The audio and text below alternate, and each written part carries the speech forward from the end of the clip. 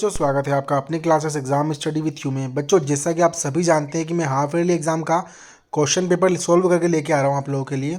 ठीक है बेटा, तो हम लोग कक्षा 12वीं का भूगोल कल पढ़े थे। आज हम पढ़ेंगे अर्थशास्त्र के बारे में।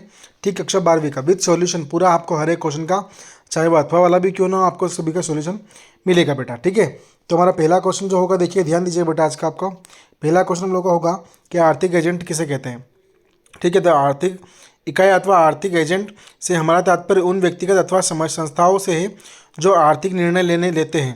ठीक है, वे उपभोक्ता हो सकते हैं जो यह निर्णय लेते हैं। ठीक है, और क्या और कितना उपभोग करना है। ठीक है भैया, दुकानदार कोई भी होता है तो वो किसी वस्तु को खरीदने के पहले निर्णय लेता है कि हमको कितनी वस्तु की मांग है और कितनी मांग की हमको पूर्ति करना है। ठीक है बेटा, तो इसको हम लोग बोलते हैं आर्थिक एजेंट बोलते हैं इसको हम लोग।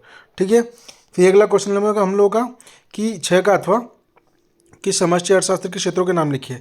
तो समष्टि अर्थशास्त्र में आर्थिक नीति और क्रियान्वित, व्यष्टि अर्थशास्त्र की जानकारी, आर्थिक विकास का अध्ययन, कल्याण संबंधी अध्ययन, मुद्रा स्फूर्ति और मुद्रा संकुचन का अध्ययन और अंतर्राष्ट्रीय तुलनात्मक अध्ययन भी शामिल होता है। किसमें बेटा? समष्टि अर्थशास्त्र के अंतर्गत। ठीक है बेटा, फिर अगला क्वेश्चन अगर देखते हैं बेटा, अगला क्वेश्चन क्या बोल रहा है हम लोगों का?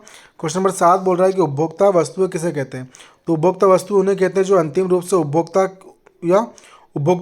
को उपभोग के लिए उपलब्ध होती, जैसे हम बात करते हैं तो रोटी, कपड़ा, ठीक है, पुस्तकें, कार आदि उपभोक्ता वस्तु हैं, क्योंकि इनसे भिन्न भिन्न प्रकार की मानवीय वस्तु आवश्यकताओं की पूर्ति हो सकती है। ठीक है बेटा, फिर अगर हम बढ़ते हैं अगले क्वेश्चन के ऊपर।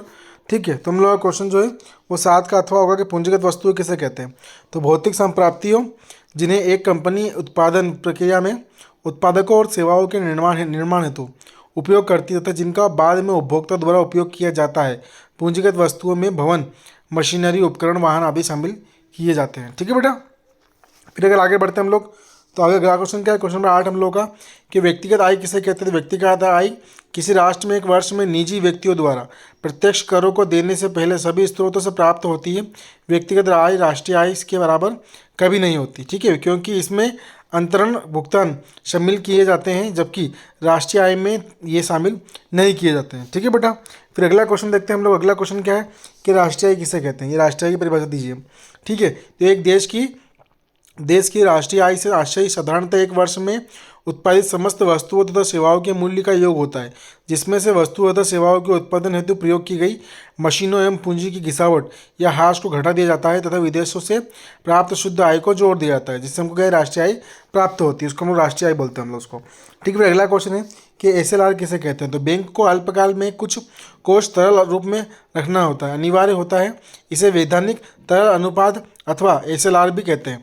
ठीक है, मतलब क्या होता है, देखो बैंक हमेशा क्या है, पेमेंट जितना पेमेंट होता है वो अकाउंट में रख नहीं सकते। उनको कुछ पेमेंट जो है कैश मतलब मौद्रिक रूप में एक तरल अवस्था में, ठीक है, हम बोल सकते हैं कि हार्ड में, ठीक है, या बोल सकते हैं हार्ड कॉपीज होती है ना, जैसे हाथ में पैसा रखना पड़ता है।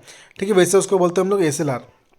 ठीक है ना, फिर अगले क्वेश्चन पे बढ़ रहे हैं हम लोग। अगला क्वेश्चन क्या है बेटा कि उच्च शक्तिशाली मुद्रा क्या है। तो उच्च शक्तिशाली मुद्रास्फीति के निर्धारण को स्पष्ट करने की यह रीति प्रचलित है कि उच्च शक्तिशाली मुद्रा अथवा मौद्रिक आधार के रूप में उनकी व्याख्या की जाती है। उसको हम लोग क्या बोलते हैं? उच्च शक्तिशाली मुद्रा उसको हम लोग कहते हैं। ठीक है बेटा, फिर अगला देखते हैं। क्वेश्चन नंबर 10 क्या बोल रहा है? समग्र मांग के 2 घटक लिखिए। समग्र मांग के 2 घटक कौन कौन से होते हैं? पहला हो गया उपभोग, दूसरा हो गया निवेश, तीसरा हो गया सरकारी व्यय तथा चौथा है शुद्ध निर्यात। ठीक है बेटा, तो ये सब क्या है? समग्र मांग के घटक है हम लोग, है ना।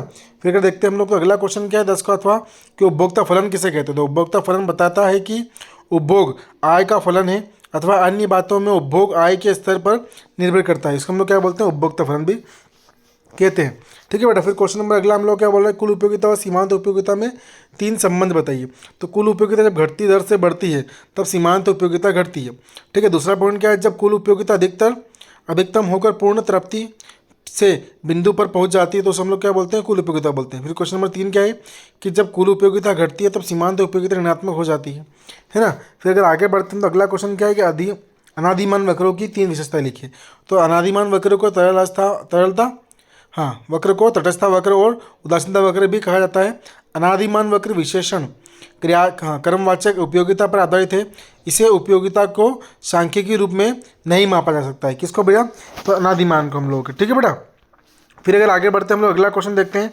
तो अगला क्वेश्चन क्या बोल रहा है बेटा हम लोगों का कि कुल उत्पादक औसत उत्पाद एवं सीमांत उत्पाद में अंतर हमको इसमें बताना है। ठीक है, समझिए क्या बोल रहा है, कुल उत्पाद अधिकतम होता है जब सीमांत उत्पाद शून्य होता है। कुल उत्पाद अधिकतम कब होता है बेटा, जब सीमांत उत्पाद जो है वो शून्य होता है हम लोग का।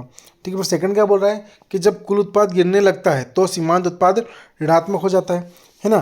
फिर तीसरे की बात करते हैं हम, तीसरा क्या है, उत्पादन की प्रारंभिक अवस्था में कुल उत्पाद में वृद्धि होती है, वह घटती हुई दर होती है।